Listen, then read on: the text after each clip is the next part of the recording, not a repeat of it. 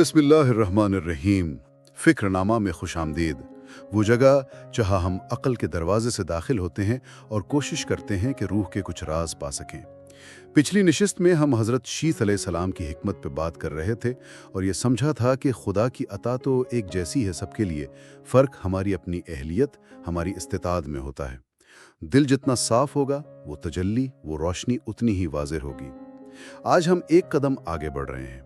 अगला फुस यानी हज़रत नूह अलैहिस्सलाम की हिकमत।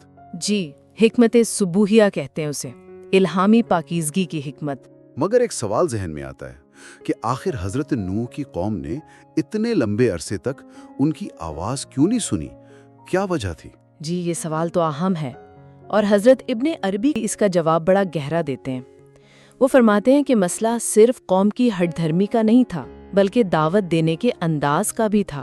उनकी दावत में आप कह लें कि अल्लाह की हैबत, उसका जलाल, उसकी दूरी यानी तंजिया का पहलू बहुत गालिब था। और वो जो शफकत है, कुर्बत है, तशबीह, वो पहलू वो ज़रा कम था। और इब्ने अरबी का नुक्ता ये है कि जब दावत में सिर्फ खौफ हो, सिर्फ दूरी का एहसास हो, तो दिल वो सुनने के बजाय ना बंद हो जाते हैं। ये अल्लाह की दूरी और कुर्बत, तंजिया और तशबीह, ये क्या है असल में? देखें, अल्लाह को जानने के या उसकी मारिफत पाने के ना दो बुनियादी रास्ते या रुख समझे जाते हैं। ठीक। पहला है तंजी। आसान लफ्जों में ये कि अल्लाह हर चीज से पाक है, हर ख्याल से बुलंद। वो हमारी तरह का नहीं है, वो बिल्कुल अलग है, जुदा है। यानी उसकी अजमत, उसकी बेमिसाली, उसका पाक होना। बिल्कुल, उसे आप अल्लाह की दूरी या बुलंदी कह लें। और दूसरा रुख है तशबीह, यानी अल्लाह को अपनी सिफात के जरिए अपने करीब महसूस करना। जैसे वो सुनता है, वो देखता है, उसकी रहमत है, मोहब्बत है। अच्छा। ये सिफात हमें बताती हैं कि अल्लाह हमसे जुड़ा है, हमारी सुनता है।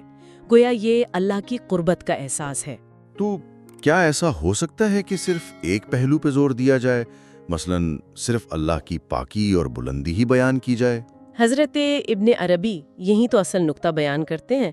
वो फरमाते हैं कि सिर्फ तंजिया पर इक्तिफा करना, यानी सिर्फ अल्लाह की दूरी बताना, ये भी अल्लाह को महदूद करना है। क्योंकि अल्लाह सिर्फ दूर तो नहीं, वो तो करीब भी है, शह रग से भी ज्यादा करीब। और अगर कोई सिर्फ कुर्बत की बात करे, सिर्फ तशबीहों की, वो भी अधूरी बात है।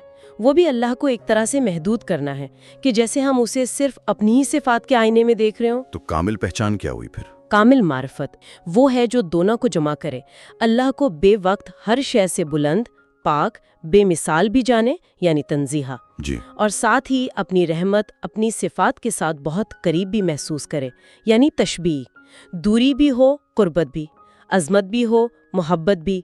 तो हज़रत नूह अलैहिस्सलाम की दावत में ये तवाज़ुन, ये जमा करने वाला पहलू कम था, हालांकि उन्होंने तो दिन रात पुकारा था। जी हाँ, कुरान पाक गवाह है। कोशिश में तो कोई कमी नहीं थी।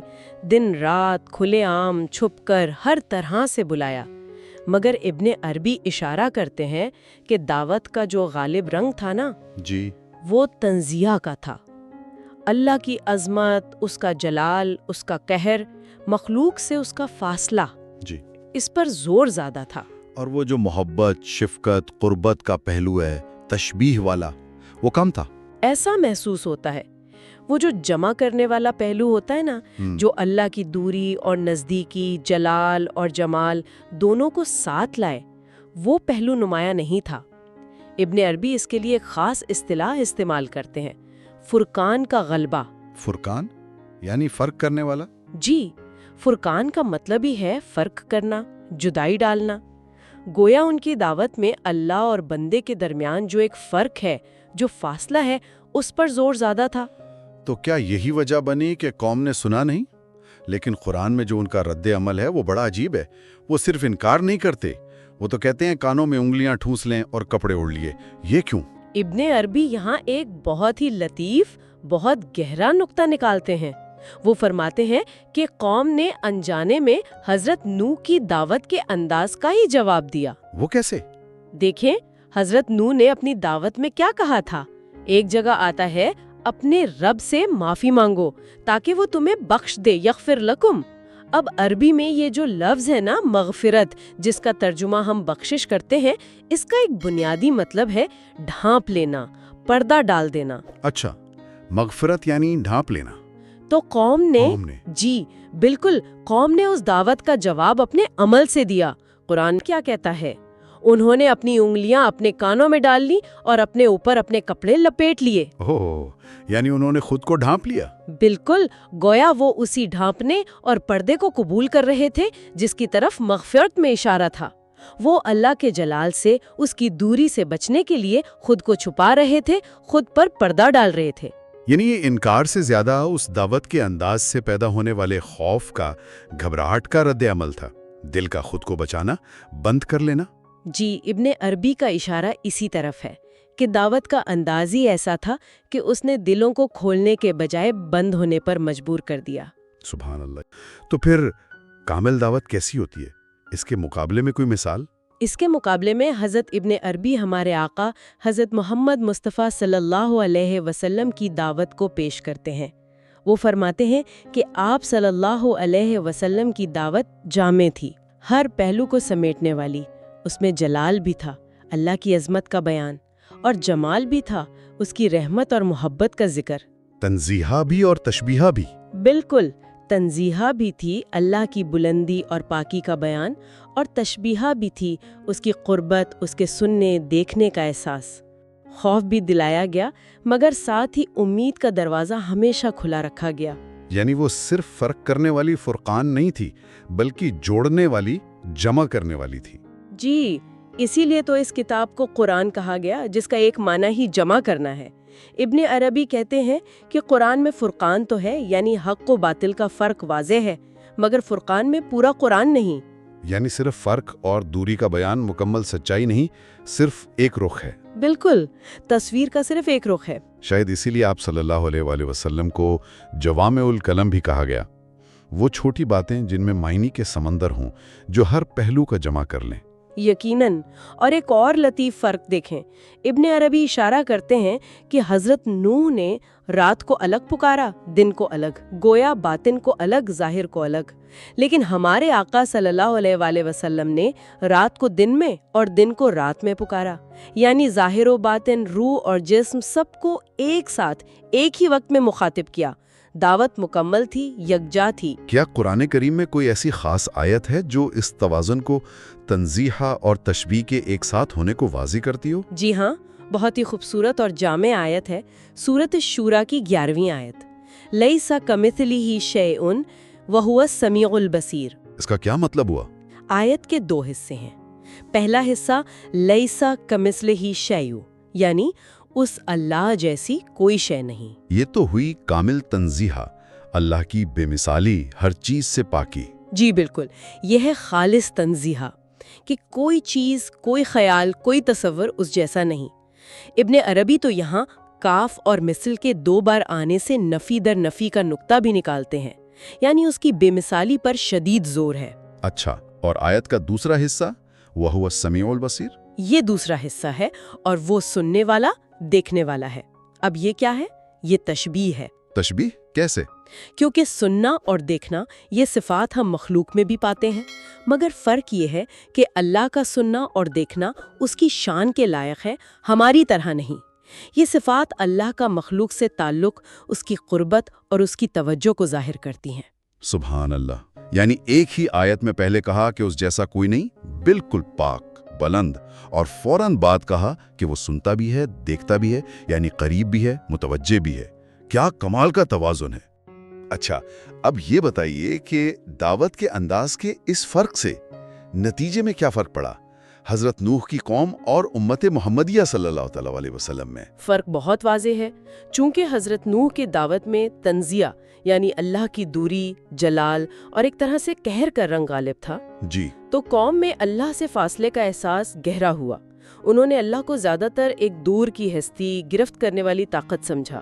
چنانچہ ان کے لیے جو تاکیدی حکم آیا، اس میں بھی ایک طرح کی علیحدگی تھی، میرے سوا کسی کو کارساز نہ بنانا۔ اور ہمارے آقا صلی اللہ تعالی علیہ وسلم کی دعوت کا نتیجہ؟ ہمارے آقا صلی اللہ علیہ وآلہ وسلم کی جامع دعوت نے، جس میں تنزیہ اور تشبیہ دونوں تھے، رحمت اور قربت کا پہلو بہت نمایاں تھا۔ उसने अल्लाह से कुर्बत का, ताल्लुक का, मोहब्बत का एहसास दिया। इसीलिए तो देखिए, उम्मत मोहम्मदिया को ज़मीन पर अल्लाह का खलीफा कहा गया, नायब, जानशीन, जैसे कुरान में आया, और इस माल में से खर्च करो जिसमें उसने तुम्हें जानशीन बनाया है। खलीफा होना तो बहुत बड़ी कुर्बत की अलामत है। जी बिल्कुल, खिलाफत, नियाबत, ये गहरे ताल्लुक, कुर्बत और एतमाद की अलामत है। ये फ़र्क दावत के अंदाज से पैदा होने वाले नतीजे का फ़र्क है। तो इस सारी गुफ्तगू का, हजरत इब्ने अरबी के इस गहरे तज्जिए का सबक क्या है हमारे लिए? सबक बहुत सादा भी है और बहुत गहरा भी। वो ये कि दावत की कामयाबी का राज, चाहे वो अल्लाह की तरफ बुलाने की दावत हो या जिंदगी में किसी भी खैर की तरफ, उसके तवाजुन में पोशीदा है। अंदाज ही फैसला करता है कि दिल खुलेगा या बंद हो जाएगा। बिल्कुल, अंदाज ही कुंजी है। यानी हकीकी मुअस्सर दिल में उतर जाने वाली दावत वो है जो बेवक्त मुखातिब को अल्लाह की अज़मत और रहमत, उसकी बेनियाजी और शफ़क़त, उसकी दूरी और क़ुर्बत, उसके जलाल और जमाल दोनों का एहसास दिलाए। जो सिर्फ डराए नहीं, मोहब्बत भी दे, सिर्फ उम्मीद ना दिलाए, जिम्मेदारी भी याद दिलाए। बिल्कुल, जो अक्ल को भी मुतमईन करे और रूह को भी सैराब करे। ऐसी दावत दिलों को खौफ से बंद नहीं करती, बल्कि मोहब्बत और मार्फत की रोशनी से खोल देती है। जी बिल्कुल, वो इंसान की पूरी शख्सियत को मुखातिब करती है। और चलते चलते इब्ने अरबी यहाँ एक और बहुत ही हैरानकुन नुक्ता बयान करते हैं। हज़रत नूह अलैहिस्सलाम की वो दुआ याद है ना, जो उन्होंने कौम के लिए की थी? जी, और काफिरों के लिए हलाकत यानी तबाह के सिवा कुछ न बढ़ा। जी, तबाह। इसका आम मतलब तो हम हलाकत, बर्बादी, टूट फूट ही लेते हैं। हाँ, तबाही। लेकिन हज़रत इब्ने अरबी इस तबाह को महज ज़ाहिरी तबाही नहीं समझते, वो उसकी एक बातनी ताबीर करते हैं। वो उसे अल्लाह के इल्म और मारिफत के लामहदूद समंदरों में डूब जाना, गर्क हो जाना करार देते हैं। हलाकत को मारिफत के समंदर में डूबना, ये तो बहुत ही अजीब बात है। जी हाँ, बहुत गहरी बात है। ये वो मकाम है जिसे आरिफीन हैरत कहते हैं, परप्लेक्सिटी। हैरत का मतलब है अपनी महदूद अक्ल और ज़ात की हुदूद से बाहर निकल जाना, अल्लाह की लामहदूद ज़ात और इसके इल्म के सामने अपनी समझ बूझ का आजिज आ जाना, मबहूत रह जाना। यानी अपनी मैं से फना हो जाना। एक तरह से अपनी मैं से फना होकर सिर्फ अल्लाह ही को अपना सहारा, अपना वजूद पाना। ये आरिफीन मोहम्मदी के नज़दीक एक बहुत बुलंद रूहानी मर्तबा है। तो गोया जिसे हम ज़ाहिरी तौर पर कौम नूह की हलाकत समझ रहे हैं, इब्ने अरबी की नज़र में वो बातनी तौर पर मारिफत इलाही की समंदर में एक तरह का रार्क होना था, अपनी महदूद ज़ात से गुजरकर लामहदूद तक पहुंचने का एक रास्ता। हज़रत इब्ने अरबी का इशारा इसी गहरे बातनी राज की तरफ है कि हर ज़ाहिरी अंजाम के पीछे एक बातनी हकीकत छुपी हो सकती है। हर फना में एक बका पोशीदा हो सकती है, वल्लाहु अलम। ये वो नुकात हैं जो हमें दावत देते हैं कि चीज़ों को सिर्फ सतह पर ना देखें, गहराई में उतरें। हज़रत इब्ने अरबी फरमाते हैं, असल दावत वो है जो दिल में उतर जाए, क्योंकि दिल डर से नहीं खुलता, मोहब्बत से खुलता है। अगर आप भी इस रूहानी सफ़र का हिस्सा बनना चाहते हैं तो फिक्रनामा को सब्सक्राइब कीजिए, क्योंकि यहाँ बात सिर्फ समझने की नहीं, बदल जाने की है।